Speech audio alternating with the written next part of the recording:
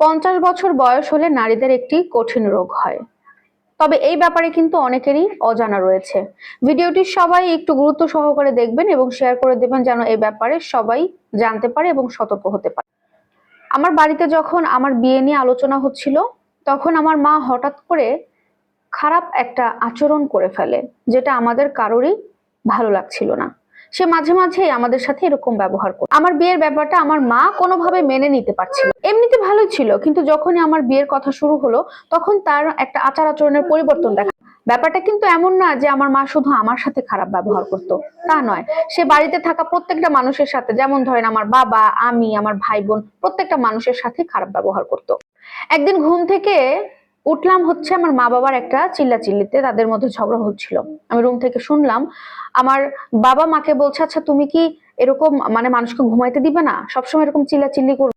তখন মা বলতেছিল যে হ্যাঁ, আমার জন্য তো তোমাদের বাড়িতে এত অশান্তি, আমি হচ্ছে সমস্ত অশান্তির মূল। তোমাদের সংসারে আসার পর থেকে তো আমার জীবনে সুখ শান্তি উঠে গেছে। তোমার সাথে বিয়ে হয়ে আমি কখনো সুখ শান্তি পাইলাম না, আমার জীবনটা শেষ হয়ে গেল, তাও আমি সুখের ছায়া পাইলাম না। নানা ধরনের কথা বলতেছিল। তখন দেখি বাবাও চিল্লাচিল্লি করতেছিল। এক পর্যায়ে বাবা বললো, তুমি যদি এরকম চিল্লাচিল্লি করো, আমাদের যদি ঘুমের ব্যাঘাত করো, তোমার জন্য বাড়ির কেউ ঘুমাইতে পারে না, তাহলে কিন্তু তোমাকে আমি বাড়ি থেকে বের করে দিয়ে বৃদ্ধাশ্রমে রেখে আসবো। তখন মা বললো, তুমি এত বড় কথা বলতে পারলা? এটা বলার পরে আর তাদের কোনো কথা আমি শুনতে পারলাম না। এভাবে আমার সেদিনের সকাল ঘুম ভাঙলো। একই রকম ঘটনা দিনের পর দিন আমাদের পরিবারে ঘটতে লাগে। হঠাৎ করে আমার বিয়ের ডেট ঠিক হয়ে যায় এবং দেখতে দেখতে বিয়েটাও হয়ে যায়। বিয়ে হলো, নতুন বাড়িতে এলো। আমরা সবাই ভেবেছিলাম হয়তো বা নতুন বউ বাড়িতে আসার পরে মায়ের আচার আচরণের পরিবর্তন হতে পারে, কিন্তু না, আমাদের ধারণা ছিল ভুল। বাড়িতে বউ আসার সাথে সাথে আমার মায়ের আচরণ আরো দিন দিন খারাপ হচ্ছিল।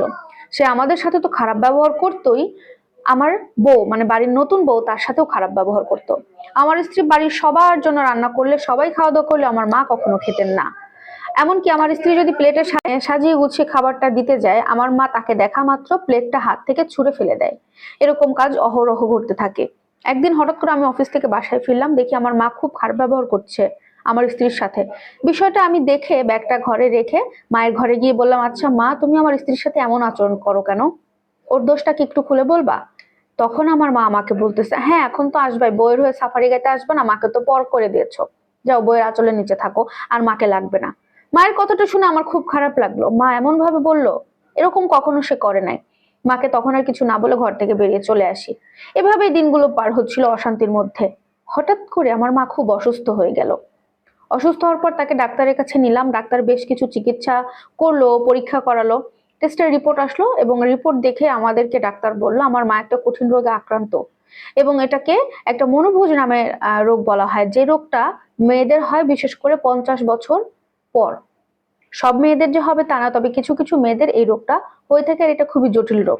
এই রোগটা সাধারণত মেয়েদেরই হয়ে থাকে, কারণ মেয়েদের একটা বয়স পরে তাদের পিরিয়ড সেকশনটা বন্ধ হয়ে যায়। অনেকের দেখা যায় এটার কারণে মস্তিষ্কটা একটু এলোমেলো থাকে, তাদের খিটখিটে একটা মেজাজ, খিটখিটে একটা স্বভাব তাদের মধ্যে দেখা যায়। আর এই মনোভোজ রোগটা কিন্তু খুবই মারাত্মক একটা রোগ। এই সময় প্রত্যেকটা মানুষের উচিত এই মানুষটাকে একটু মানানসই মাফিক চলা। কিন্তু ডাক্তার যতদিনে আমাদেরকে রোগটা ধরে দিতে পেরেছিল, ততদিনে আমরা অনেক দেরি করে ফেলেছি, কারণ আমরা রোগটা জানার পর পর ঠিক মাত্র 5 দিনের মাথায় আমার মা মারা যায়। পরবর্তীতে যখন জানলাম এই কারণে আমার মা আমাদের সাথে এমন আচরণ করতো, খুব খারাপ লাগতো। শুধু মনে হতো যদি আর একটা বার সুযোগ পেতাম, মাকে যদি ফিরে পেতাম, তাহলে মায়ের কাছে ক্ষমা চেয়ে নিতাম।